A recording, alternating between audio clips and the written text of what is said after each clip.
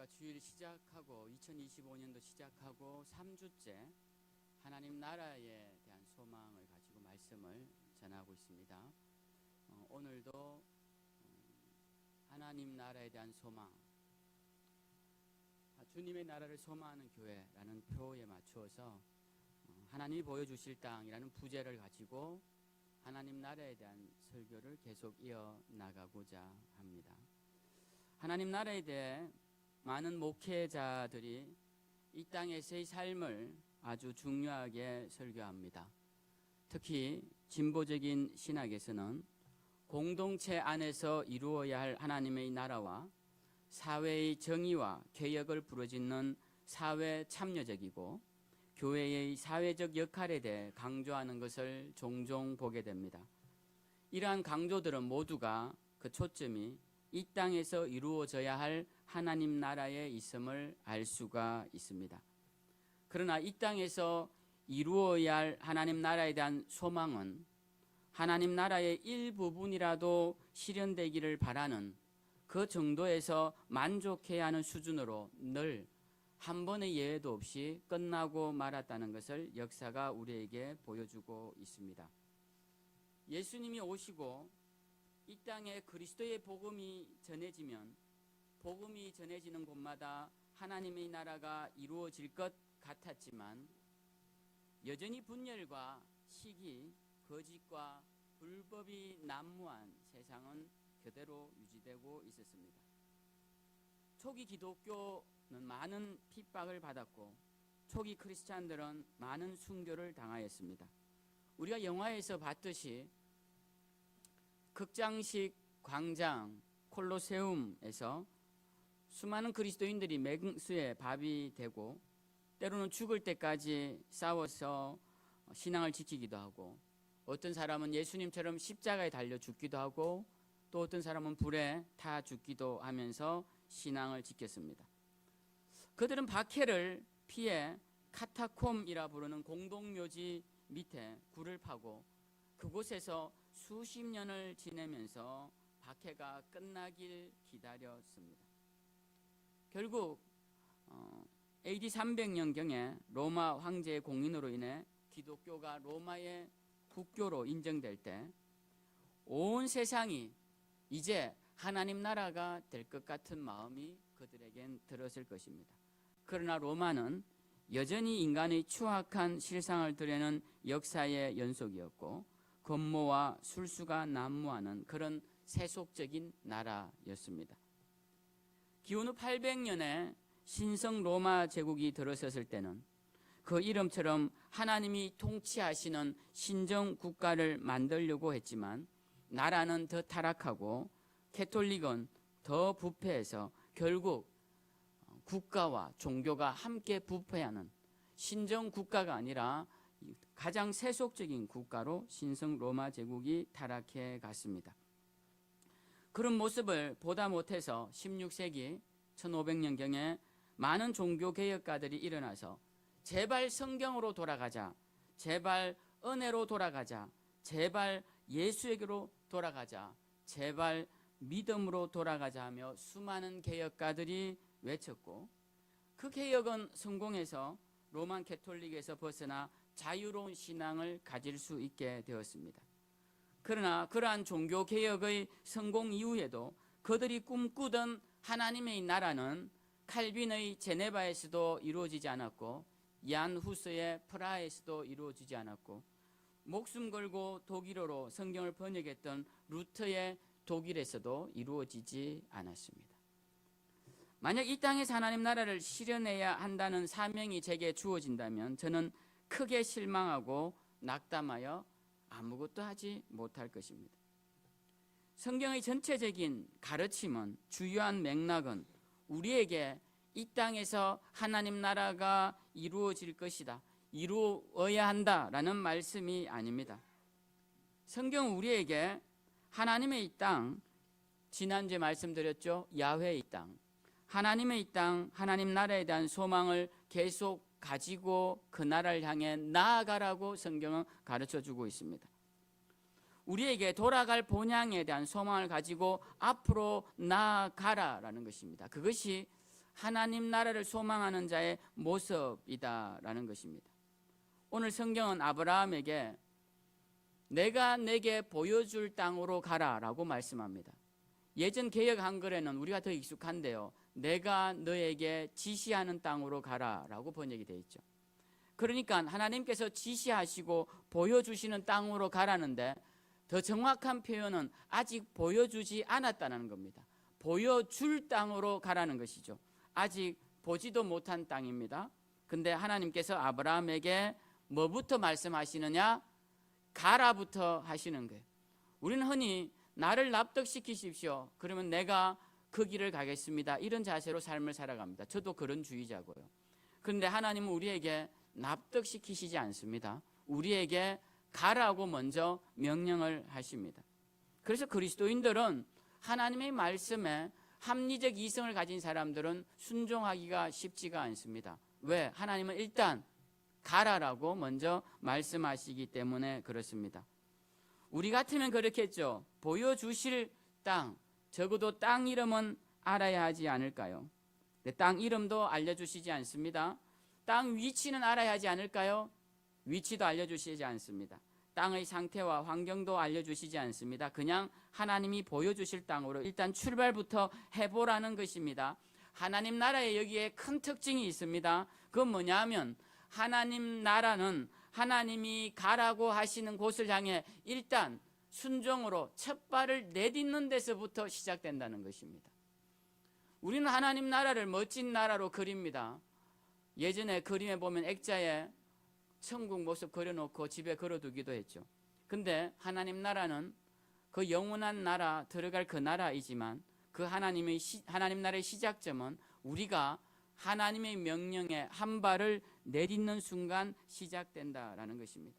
그래서 하나님 나라가 어떤 나라냐라고 묻는다면 그 특징의 첫 번째는 순종이라고 말할 수 있어야 합니다. 저는 그렇게 생각을 해요. 하나님 말씀에 대한 순종. 자, 순종 그러면 여러분 누가 생각나십니까?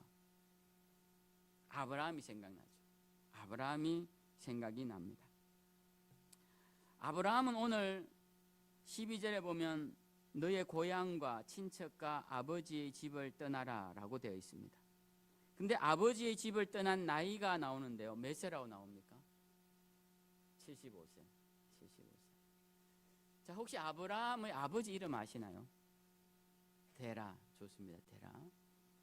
그럼 제가 여기서 질문 하나 드려보죠. 잘 대답하셔야 됩니다. 아브라함이 지금 여기 하란인데요, 하란에서 하나님이 떠나라고 하셔서 떠났을 때 아버지 데라가 살아 있었을까요? 죽었을까요? 죽었죠. 왜 죽었다고 생각하세요, 권사님? 죽은 뒤에 출발했다고 사도행전에 나와요. 스데반 설교에. 스데반이 그렇게 설교를 합니다. 아브라함은 그 아비 데라가 죽고 하란을 떠났다. 근데 자, 오늘 말씀을 한번 봅시다. 오늘 11장 26절에 보면 성경에 데라가 몇 세에 아브라함을 낳았다고 되어 있습니까? 70세에 아브라함을 낳았어요. 아브라함은 75세에 하란을 떠났습니다. 그럼 데라의 나이가 몇 살일까요? 아브라함이 하란을 떠날 때 아버지 데라의 나이가 몇 살이에요? 네. 이것도 좋은 대학 나와야 계산이 가능한가요? 145세죠. 근데 자, 32절에 보면 데라가 몇 세에 죽었다고 나옵니까? 205세에 죽었다고 11장 32절에 나오죠. 그러면 데라가 205세에 죽었고 하란에서 아브라함이 출발할 때 75세니까 데라의 나이는 145세니까 죽었습니까? 안 죽었습니까? 안 죽었죠. 왜 스데반이 그렇게 설교했는지는 정확히 모릅니다. 그리고 이 부분에 대해서 어떻게 두 개를 조화시킬지는 신학적 난제라 조화시킬 수 없습니다. 그냥 말만 복잡해지고 그냥 여러 가지 이설만 난무하게 됩니다. 그냥 구약은 구약대로, 신약은 신약대로 이해하면 돼요. 그러니까 아브라함이 하란을 떠날 때는 아버지 데라가 살아있었다는 겁니다. 그러니까 아버지를 떠났다라는 것이죠. 여러분, 우리가 자녀들이 부모를 떠나는 게 쉬운 것 같지만 쉽지 않습니다. 어떤 면에서 쉽지 않냐면요, 자녀가 부모를 떠나잖아요. 잘 살면 괜찮아요. 근데 어려워지면 반드시 잘 사는 부모 집에 돌아가게 되어 있습니다. 자녀들은 희한하게. 내가 어려워지면 아버지 집에 가고 싶어요. 저도 힘들면 고향 집에 가고 싶습니다. 왜? 고향에는 집이 있고 제 방도 있고, 그러니까 그곳에 가고 싶은 거예요. 젊을 때는. 그러니까 우리가 아버지의 집을 떠난다는 것이 그렇게 쉬운 게 아닙니다. 자녀들이요, 일하다가 안 되면 나중에 부모 직업 이어받습니다. 대부분. 왜? 부모가 길을 잘 닦아놨으니까. 누가 그러대요. 육사생들 중에 별달기가 가장 좋은 사람들은 아버지가 장군인 집 아들들이라고 그러더라고요. 확률이 그렇게 높답니다. 왜? 아버지가 뭐 불의하게 세우지는 않겠지만 장군이 되는 방법을 알기 때문에 길을 알려주는 거예요. 그래서 군인 자녀들은 군인이 많습니다. 왜 그럴까요? 아버지의 품을 떠나기가 그만큼 쉽지 않아서 그렇습니다. 아버지의 사업을 되게 많이 물려받고 아버지의 직업을 되게 많이 물려받는 게 그런 이유에 있습니다. 제가 이런 사족을 다는 이유는 아브라함이 하란에서 아버지의 가게를 떠나서 혼자 하나님이 지시하는 땅으로 가는 일이 쉽지 않았다는 거예요. 그런데도 불구하고 그는 순종해서 나아갔다는 겁니다. 자, 아브라함은 여기에 더 순종의 마지막 정점에 달하는 순종의 사건이 있습니다. 뭡니까? 이삭을 바치는 거예요. 자, 이삭을 아브라함이 바치죠. 거의 바친 거나 마찬가지입니다. 누구는 이삭이 살았으니까 바친 게 아니라고 하지만 그렇지 않아요. 아브라함의 마음에는 이미 이삭을 죽였습니다. 그러니까 칼을 들고 그 아들 가슴에 꽂으려고 했던 것이죠. 이미 심리적으로는 그를 죽였던 것이에요. 여러분, 부모가 자식을 떠나는 게 쉬운 일이 아닙니다. 특히 나이가 들수록 쉽지 않아요. 나이가 든 부모님들은 고향을 아들이라고 생각합니다.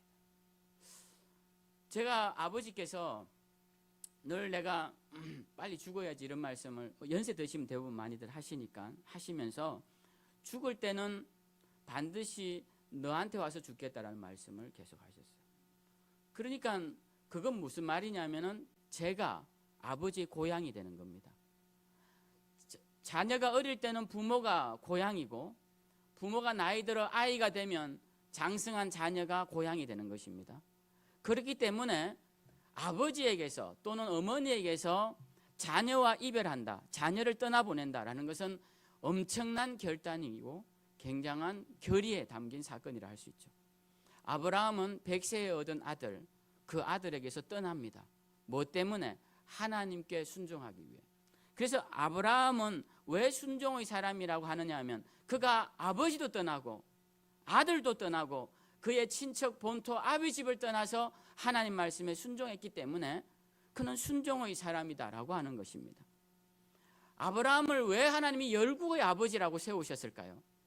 저는 이 사건을 보면서 충분히 그럴 만하구나라는 생각을 하게 됩니다. 여러분, 우리 그리스도인들에게 하나님의 나라가 어떻게 주어진다고 생각하십니까? 내가 하나님 나라를 향한 한 발걸음도 내딛지 않아 내 자리에 서 있어. 그런 사람에게 하나님 나라가 이루어질 수 있을까요? 하나님의 나라는 내가 하나님의 나라를 향한 내 발걸음을 내딛어서 순종이라는 첫 걸음이 이루어질 때 그때부터 하나님 나라가 시작되는 것이고 그 걸음을 이어나가서 마지막 종국에 들어가서 완성되는 것이 하나님 나라다라는 것입니다. 이런 하나님 나라에 대한 소망이 없이 순종하는 마음이 없이 우리가 어떻게 하나님 나라를 이루겠느냐라는 것입니다. 그래서 하나님 나라가 무엇이냐라고 누가 묻는다면 하나님 나라는 순종함으로 시작되는 나라다라고 말할 수 있어야 합니다. 두 번째는 하나님 나라는 포기하는 나라입니다. 무엇을 포기해야 되느냐? 세상을 포기해야 합니다. 오늘 하나님께서 아브라함에게 너는 너의 고향과 친척과 아버지의 집을 떠나라 라고 되어 있습니다. 여기에 이 세 가지만 포함될까요? 성경은 보통 완전한 숫자를 이야기할 때 세 가지를 예를 듭니다. 그러니까 모든 게 다 포함되는 겁니다. 그가 갖고 있던 많은 것들, 그 모든 것들을 다 떠나라라는 것입니다. 지금 아브라함이 하나님이 지시하는 땅으로 가야 할 때 버려야 할 것들이 많았습니다. 포기해야 할 것들이 많았습니다. 근데 아브라함은 포기하고 가죠. 우리는 세상을 포기하기가 쉽지가 않습니다. 성경에서 이스라엘 백성들에게 많은 선지자들이 떠나라 떠나라 의지하지 마라 의지하지 마라고 하는 나라가 있습니다. 그 나라가 어떤 나라인지 아십니까? 애굽입니다. 애굽. 이 이집트를 향해서 계속 이스라엘 백성들에게 너희는 저 이집트를 의지하지 말라라고 수차례 이야기합니다. 모든 선지자들이 거의 빠짐없이 예언하고 있어요. 왜 그럴까요?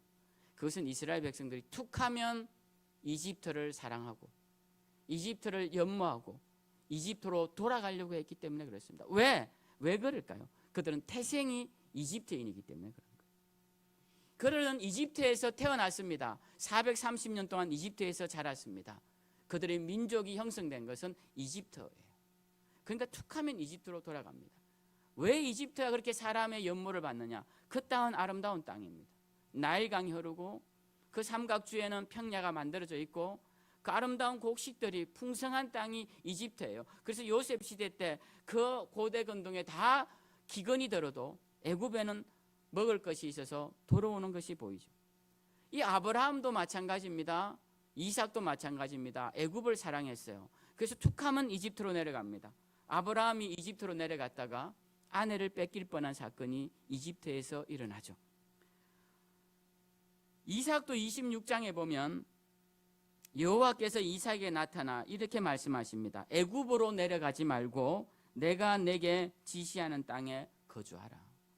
그러니까 하나님께서 이 이삭에게도 제발 애굽을 연모하지 말라는 겁니다.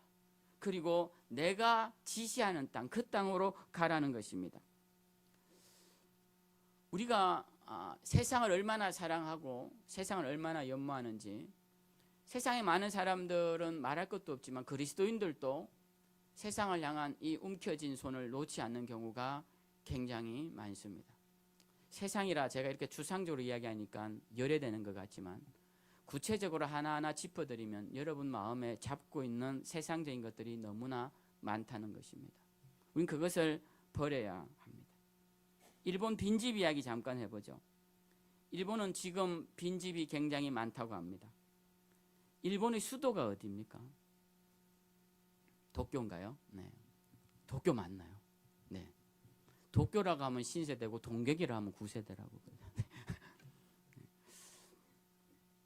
지금 도쿄가 빈집이 90만 채 정도가 있다고 합니다. 90만 채. 도쿄는 시가지를 중심으로 23특별구가 있는데 그 외에도 도쿄 안에는 다른 지역도 있다고 합니다. 근데 23구 안에만 64만 6,800호가 빈집이 있다고 23년도 일본 총무성의 통계조사에 나오고 있습니다. 그러니까 우리나라 서울 같은 땅에 수십만 채, 조금만 지나면 100만 채 되겠네요. 그런 빈집이 많다고 합니다. 이렇게 빈집이 많은 가장 주된 원인으로 꼽는 것은 저출산 때문이라고 해요. 거기에서 EBS에서 그렇게 이야기를 하더라고요. 저출산 때문이라고. 그러면서 한 예로 빈집을 보여주는데 지붕이 다 쓰러지기 일보 직전입니다.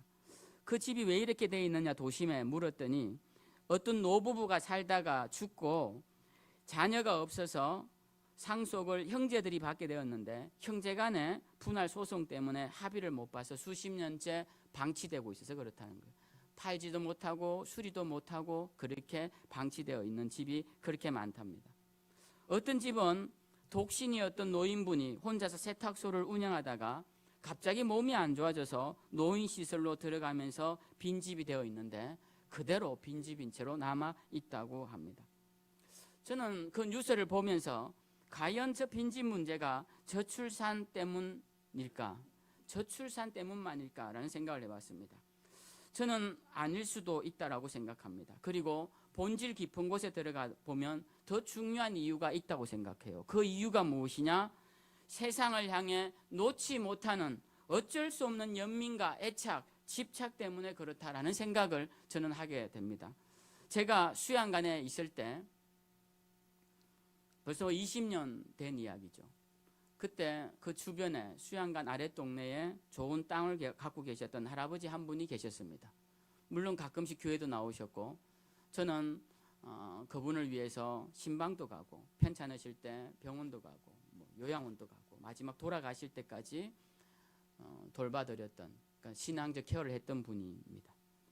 그 할아버지는 좋은 땅을 갖고 계셨고 그곳에 컨테이너 비슷한 초라한 집을 하나 갖다 놓고 거기서 아주 늦게 만난 지 얼마 안 되는 할머니와 함께 동거를 하고 계셨습니다. 근데 그 사시는 형편이 너무 안 됐고 딱해 보여서 제가 마음에 드는 생각이, 이 땅을 팔아가지고 할아버지가 조그만 빌라에 들어가셔서 이 할머니와 늦게 만난 인연을 아름답게 꾸며나가면 얼마나 좋을까라는 생각을 제가 했었습니다. 그리고 그렇게 건면도 해드렸고요. 근데 그 말을 들으실 리가 없죠. 그래서 그렇게 계속 어렵게 사시다가 간에 질병이 생겨서 결국 복수가 차서 요양원에서 돌아가셨어요. 그때도 제가 갔었습니다. 그렇게 돌아가시자 얼마 안 돼서 그 땅을 자녀들이 다 팔아가지고 현금화 시켜서 자녀들이 다 나눠 갖는 것을 보았습니다.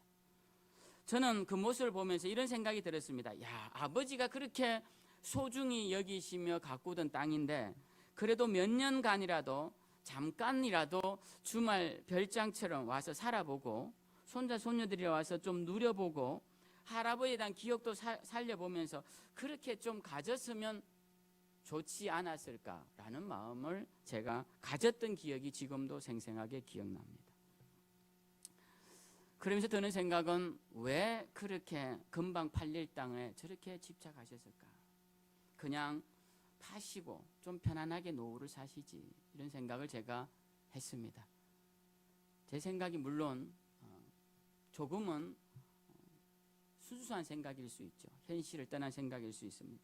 근데 저는 그 모습을 보면서 또 그 일을 생각하면서 사람들이 마지막 순간까지 놓지 못하고 잡고 있는 것이 있구나라는 생각을 하게 되었습니다.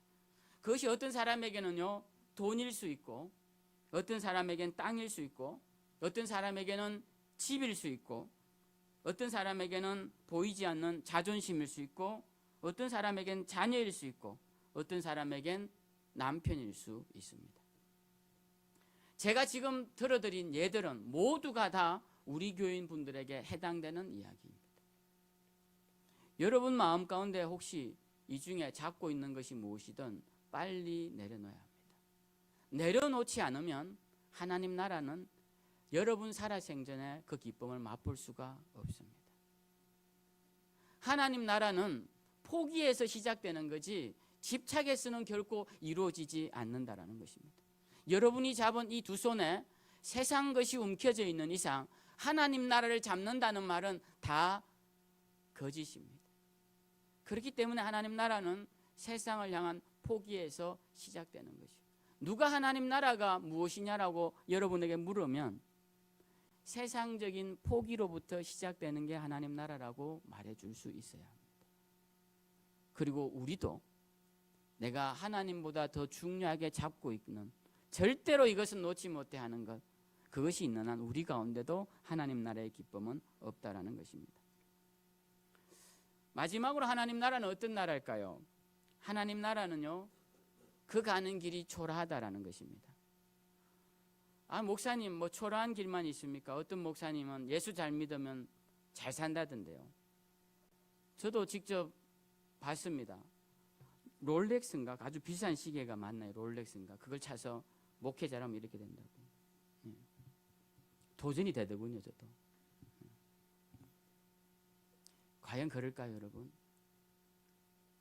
우리가 주님 일 열심히 하면 수백만 원짜리 양복을 입고 목회를 하는 것, 그렇게 될 수 있을까요? 그건 아니죠.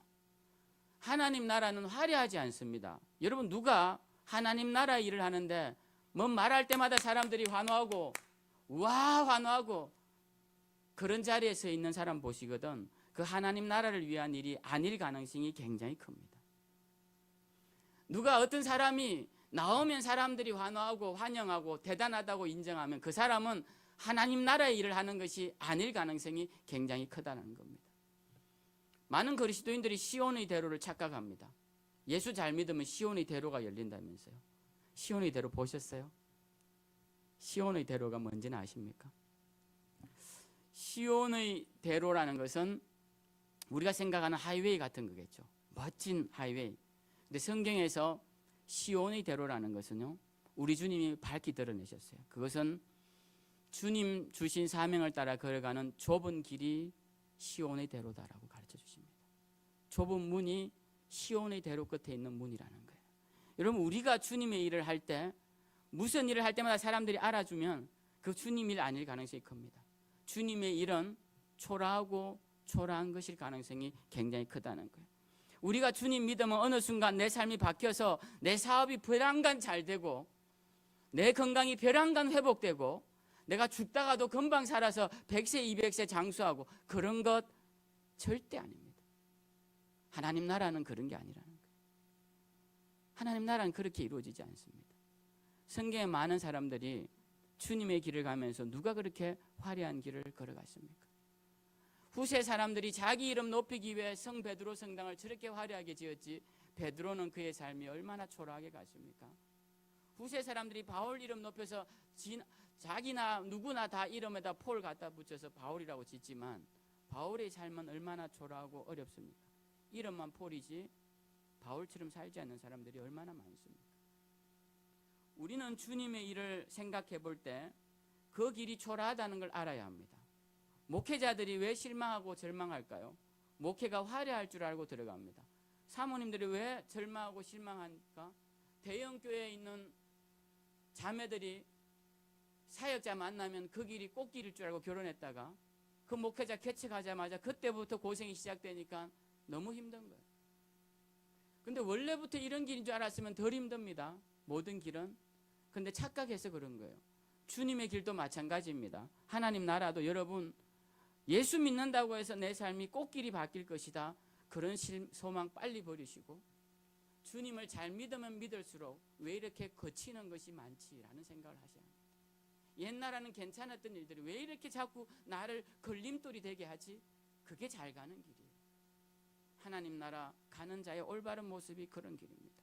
저는 오늘 하나님 나라에 대해서 여러분들에게 너무나 좋은 나라, 그 하나님 나라에 대해서 설교하지만 그 가는 길은 그렇게 순탄하지 않은 길이라는 걸 여러분에게 미리 백신으로 맞춰드리는 거예요. 그러니까 힘들고 어려운 길, 사람들이 알아주지 않는 길, 그런 길이라 할지라도 실망해서 나 못하겠네 그러지 마시고, 원래 주님의 길은 그런 것이다, 그렇게 생각하시고, 사명받은 자가 마지막 도달할 그 하나님 나라에 가기 위해 나는 순종의 발걸음을 내디딜 것이고, 세상은 포기하고, 그리고 비록 가는 길이 초라할지라도 나는 끝까지 도달할 때까지 갈 것이다, 그런 마음으로 우리 생명샘 모든 성도님들이 천국 갔을 때 주님 품에 안겨 계시는 그런 복된 모습을 우리 모두가 다 목도하는 그런 영화로운 축복이 우리 교회에 있기를 주님의 이름으로 축원드립니다.